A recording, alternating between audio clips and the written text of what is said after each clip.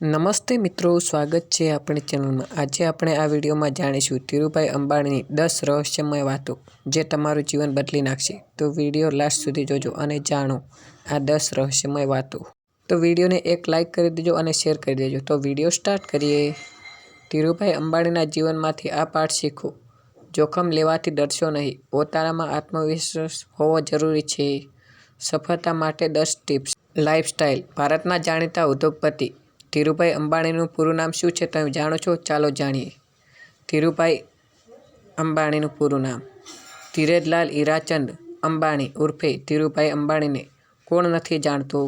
Petrol pump પર કામ કરવાથી લઈને રિલાયન્સ ઇન્ડસ્ટ્રી જેવી કંપની સ્થાપવા સુધીની તેમની વાર્તા ઘણા લોકોએ સાંભળી છે, પરંતુ ઘણા ઓછા લોકો જાણે છે કે તેમણે અહીં સુધી પહોંચવા માટે કેટલો સંઘર્ષ કર્યો છે।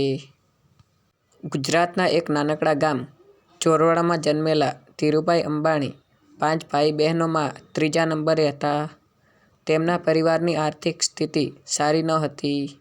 આ જ કારણ હતું કે તેમણે મેટ્રિક 10મું પછી અભ્યાસ છોડવો પડ્યો। આ પછી તેમણે પહેલું કામ પેટ્રોલ પંપ પર કર્યું। જો કે તે હંમેશા નોકરી નહીં પરંતુ વ્યવસાય કરવા માંગતા હતા। થોડા દિવસ કામ કર્યા બાદ તેમણે મુંબઈમાં ભાડાના મકાનમાંથી રિલાયન્સ કોમર્શિયલ કોર્પોરેશન કંપની શરૂ કરી। આ કંપની મસાલા અને કપડાં સહિત ઘણી વસ્તુઓની નિકાસ કરતી હતી। બાદમાં ધીરુભાઈ અંબાણીએ રિલાયન્સ ઇન્ડસ્ટ્રીની સ્થાપના કરી, જે આજે દેશની ટોપ કંપનીઓમાંની એક છે। તો આજે આપણે ધીરુભાઈ અંબાણીના જીવનના તે પાઠ વિશે વાત કરીશું જે સફળતાનો માર્ગ સરળ બનાવે છે। તેમની રહસ્યમય વાતો જાણીએ। ધીરુભાઈ અંબાણીના જીવનમાંથી જાણો આ બાબતો। ભલે ધીરુભાઈ અંબાણી હવે આ દુનિયામાં નથી, પણ તેમની સફળતાની ગાથાઓ આજે પણ લોકો માટે પ્રેરણાનો સ્ત્રોત છે।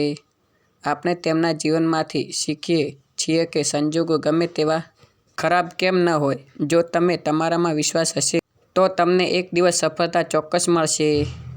ચાલો હવે ઉપરોક્ત મુદ્દાઓ વિશે વિગતવાર વાત કરીએ। સફળતા માટે સારી પૃષ્ઠભૂમિમાંથી હોવું જરૂરી નથી। સફળતા માટે પૃષ્ઠભૂમિ કોઈ પણ બાધારૂપ નથી। ધીરુભાઈ અંબાણીએ આ સાબિત કર્યું છે। સામાન્ય પરિવારમાં જન્મેલા ધીરુભાઈએ 16 વર્ષની ઉંમરે શાળા છોડી દીધી હતી। મર્યાદિત શિક્ષણ અને નબળી આર્થિક સ્થિતિ હોવા છતાં તેમણે તેમની સખત મહેનતથી રિલાયન્સ ઇન્ડસ્ટ્રી જેવી કંપનીનો પાયો નાખ્યો અને તેને ઊંચાઈ પર લઈ ગયા।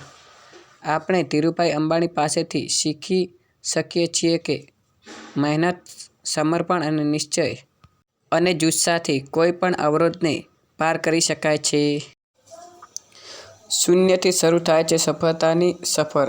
આનું સૌથી મોટું ઉદાહરણ ધીરુભાઈ અંબાણી છે। જ્યારે તેમણે તેમની કારકિર્દીની શરૂઆત કરી ત્યારે તેમની પાસે ગુમાવવા માટે કંઈ નહોતું, પરંતુ મેળવવા માટે આખી દુનિયા હતી। ધીરુભાઈએ મુંબઈમાં એક નાનકડા રૂમમાંથી માત્ર 500 રૂપિયાથી બિઝનેસ શરૂ કર્યો હતો। આ પછી તેમણે પાછું વળીને જોયું નથી અને સફળતાની સીડીઓ ચડતા રહ્યા। શૂન્યથી ટોચ સુધી તેમની સફર લાખો લોકોને પ્રેરણા આપે છે। સફળ થવા માટે મોટા સપના જુઓ। ધીરુભાઈ અંબાણી ભલે સામાન્ય પરિવારમાં જન્મ્યા હોય, પરંતુ તેમણે હંમેશા મોટા સપના જોયા અને પૂરા કર્યા।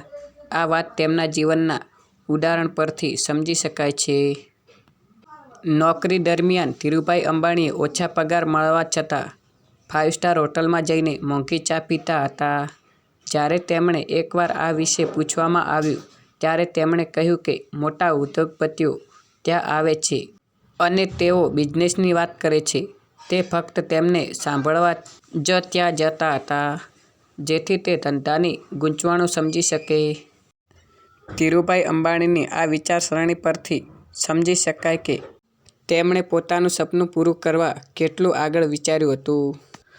સફળતા માટે સખત મહેનત જરૂરી છે। સફળતા હાંસલ કરવા માટે ફક્ત મોટા સપના જોવું પૂરતું નથી, વ્યક્તિએ તેના માટે સખત મહેનત પણ કરવી પડશે। સપના જોવાની સાથે ધીરુભાઈ અંબાણીએ તેને સાકાર કરવા માટે દિવસ-રાત મહેનત કરી હતી। જો તમે પણ તેમની જેમ સફળ બનવા માંગતા હો તો પહેલા તમારું લક્ષ્ય નક્કી કરો, પછી તેને પ્રાપ્ત કરવા માટે તમારા તમામ પ્રયત્નો કરો।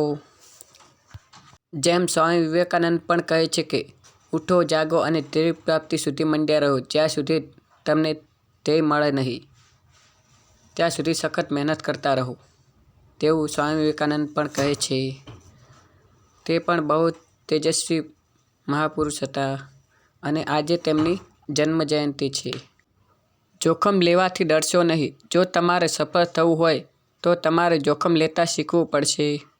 કમ્ફર્ટ ઝોનની બહાર નીકળ્યા વિના સફળતા મળતી નથી. સફળતાની સાચી સફર એ પછી જ શરૂ થાય છે. વિચારો કે જો ધીરુભાઈ અંબાણીએ નોકરી છોડીને બિઝનેસ શરૂ કરવાનું જોખમ ન લીધું હોત તો આજે તેઓ ક્યાં હોત? તેથી સફળ થવા માટે મોટું જોખમ લેવું જરૂરી છે. સફળતાનો માર્ગ સરળ નથી. સફળતાનો માર્ગ ક્યારેય સરળ હોતો નથી. જીવનમાં ઘણી વખત આવી પરિસ્થિતિઓ આવે છે જ્યારે વ્યક્તિ નિરાશ થવા લાગે છે. એક સમય હતો જ્યારે લોકો ધીરુભાઈ અંબાણીની પણ મજાક ઉડાડતા હતા. જો કે તેમણે કોઈની વાત સાંભળ્યા વિના પોતાના લક્ષ્ય પર ધ્યાન કેન્દ્રિત કર્યું અને આજે તેમનું નામ પૂરતું છે. સફળતા માટે વ્યક્તિને દરેક મુશ્કેલીઓને પાર કરીને આગળ વધવું જોઈએ. હંમેશા ઉકેલો પર ધ્યાન કેન્દ્રિત કરો. સફળતાના માર્ગમાં પડકારોનો સામનો કરવો સ્વાભાવિક છે. આનો સામનો કરવા માટે તમારું ધ્યાન હંમેશા સમસ્યાને બદલે ઉકેલ પર હોવું જોઈએ. ધીરુભાઈ અંબાણીને પણ પોતાના બિઝનેસના પ્રારંભિક તબક્કામાં ઘણા પડકારોનો સામનો કરવો પડ્યો હતો, પરંતુ તેમણે હંમેશા ઉકેલ પર ધ્યાન આપ્યું અને આજે પરિણામ બધાની સામે છે. ધ્યેયને વળગી રહો. કોઈ પણ કાર્યને પૂર્ણ કરવા માટે તમારા ધ્યેય પ્રત્યે દ્રઢ નિશ્ચય હોવો જરૂરી છે. ધીરુભાઈ અંબાણીએ પણ કહ્યું હતું કે જો તમે દ્રઢ નિશ્ચય અને પૂર્ણતા સાથે કામ કરશો તો સફળતા તમારી પાછળ આવશે. તેથી તમે જે પણ ધ્યેય નક્કી કરો છો, જ્યાં સુધી તમે તેને પ્રાપ્ત કરશો ત્યાં સુધી દ્રઢ રહો. નિષ્ફળતામાંથી પાઠ શીખો. દુનિયામાં ભાગ્યે જ કોઈ સરળ વ્યક્તિ હશે જેણે અગાઉ નિષ્ફળતાનો સામનો ન કર્યો હોય. જો કે દરેક પોતાની નિષ્ફળતામાંથી પાઠ શીખ્યો અને આગળ વધ્યા. તેથી જો તમે પણ તમારા લક્ષ્યને પ્રાપ્ત કરવા પહેલાં નિષ્ફળતાનો સામનો કરો છો તો હાર ન માનો, પરંતુ તેમાંથી બોધપાઠ લો અને આગળ વધતા રહો. આજે કે કાલે તમે ચોક્કસપણે તમારા મુકામ પર પહોંચી જશો. ખુદમાં વિશ્વાસ રાખો. સફળતા માત્ર એવા લોકોને જ મળે છે જેઓ પોતાના પર વિશ્વાસ રાખે છે અને પોતાના સપનાની દિશામાં સતત આગળ વધે છે.